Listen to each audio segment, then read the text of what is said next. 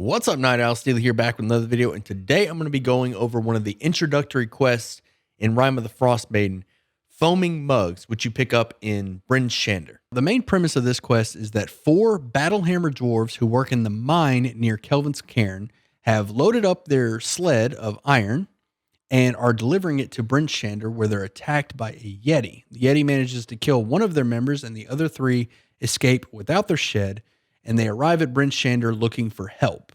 This is where the party comes in. If the party takes on the quest, they go and find the sled, which has already been found by goblins.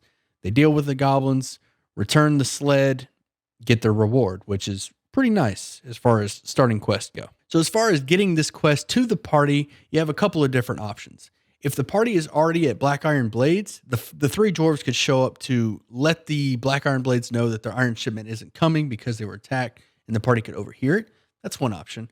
If the party is at the inn/tavern, the North Look, the dwarves could arrive looking for adventurers. They could arrive there at the tavern looking for adventurers to help them out.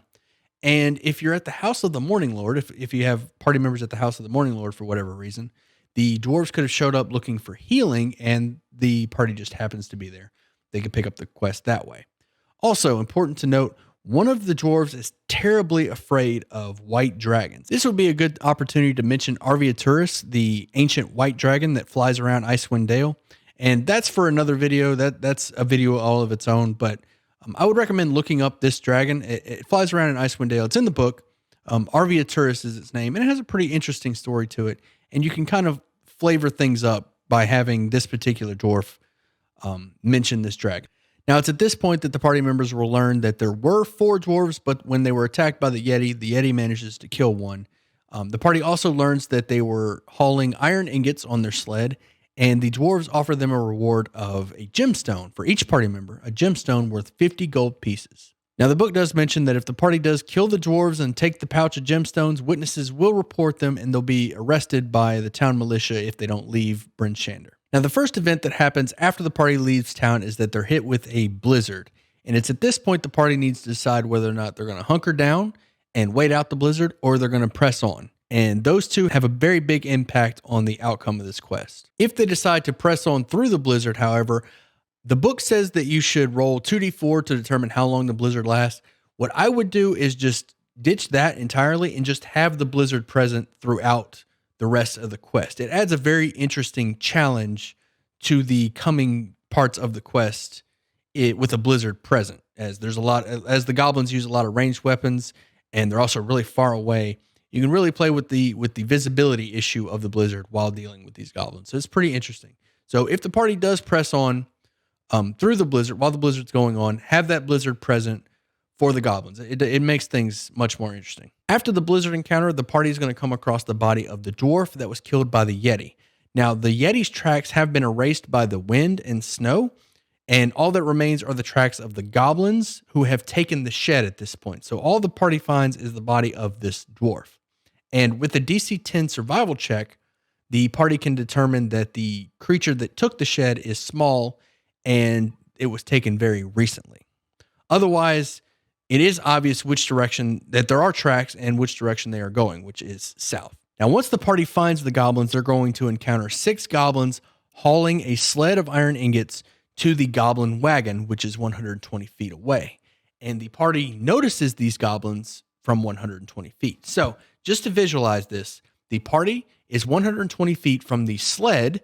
The sled is 120 feet from the wagon. The sled has 6 goblins. The wagon has 2 goblins, a goblin boss, 2 polar bears, and that trained hawk, which is what noticed. The trained hawk is what noticed the sled in the first place. It goes out and scouts for the goblins. If your party decide to push on through the blizzard, keep that in mind for this encounter. The party won't be able to see the sled and the 6 goblins until they're within that 30-foot visibility range. And they'll still get the drop because the goblins are distracted, but with a blizzard going on, ranged attacks are at disadvantage. This includes the goblins' short bows. And the wagons, forget about it. They can't even see. As far as spellcasters will have to make concentration checks if they're concentrating on a spell while the blizzard's going on. And don't forget that wood elves can hide while weather like that is going on. They can hide. This would be an opportunity for those wood elves in your party to hide in the blizzard if they decide to. with Mask of the Wild. If the blizzard is going on and the goblins decide to try to alert the wagon, it's up to you how they handle that. Chances are that wagon's not going to be able to hear the alarm, and even if they can, they're not going to be able to shoot anything because of the visibility and the disadvantage. So with the blizzard going on, that wagon is kind of a non-combatant, at least until the party gets close enough. Now, if the blizzard is not going on and visibility isn't an issue, the goblins will alert the wagon on the first round, and the wagon will start firing at the party member, firing arrows at the party member as soon as they're within range, which is 60 feet. If 5 or more goblins are killed, then the leader of the goblins starts trying to negotiate a truce, in which case they'll try to bargain the sled and iron ingots in exchange for their lives and their freedom. Now, there is an opportunity to negotiate with the goblins right from the get-go. The goblins at this point are cold and miserable and ready to go home. So if the party members go in nice and generous, the goblins will come off of the sled full of iron, no issue, and then go home. Now, one important variable for this combat is those 2 polar bears. With a DC 12 animal handling, a party member can approach these polar bears and with an action, free them. If those polar bears are freed, they're going to take out a lot of frustration on the goblins who have been torturing them up to this point. So keep that in mind. If the polar bears are freed, they're probably going to start chewing on goblins, but other party members may be free game if there's no goblins nearby. However, the party member that freed the polar bears is off limits. They will not attack the person who freed them. The goblin boss carries a little bit of coin and some treasure, and the big loot from this encounter is 2 potions of animal friendship. And you can feel free to change those 2 potions to something a little more interesting. I've given a party a potion of haste and a potion of pass without a trace. Just mess around with it. Whatever you feel is interesting, whatever you feel fits the party. A good potion. There's a lot of fun to be had by giving the party something good. But animal friendship works just as well.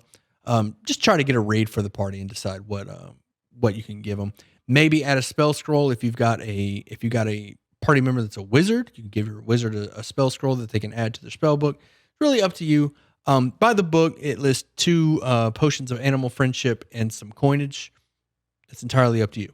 Once the party has taken over the shed, though, or the sled rather, they can drag the sled back to town and claim the reward, which is, again, 50 gold piece gemstone for each party member. And also the dwarves are so thankful, they will offer a discount at Black Iron Blades.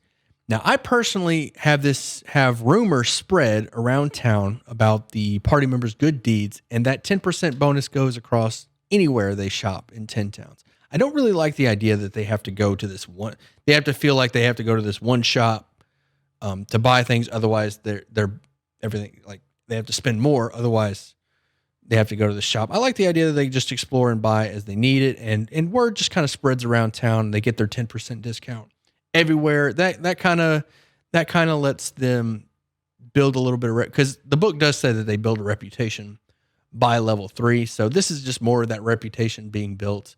And I don't feel like it's that bad to have that 10% discount effective everywhere in 10 towns. But that's up to you. That's just my own personal thing. I gave that to my party members. 10% discount everywhere. You can give them a few days before that is in effect to kind of let the rumor spread. But that's okay. 10% discount is pretty solid. And that's it. That's the quest, Foaming Mugs. I really like this quest. There's a lot of options, a lot of different ways for the party to handle this. They can either push through the blizzard and then fight the goblins during the blizzard, or they can wait it out and role play for a bit. When they reach the goblins, they can fight them head on. They can release the polar bears. They can try to negotiate. I like this quest. This quest has a lot of versatility to it, and I would definitely recommend before you run it to read up on Blizzard and definitely get a feel for that. And definitely have that blizzard last for the goblin encounter. You do have to roll. The book says roll 2d4, and it's that many hours.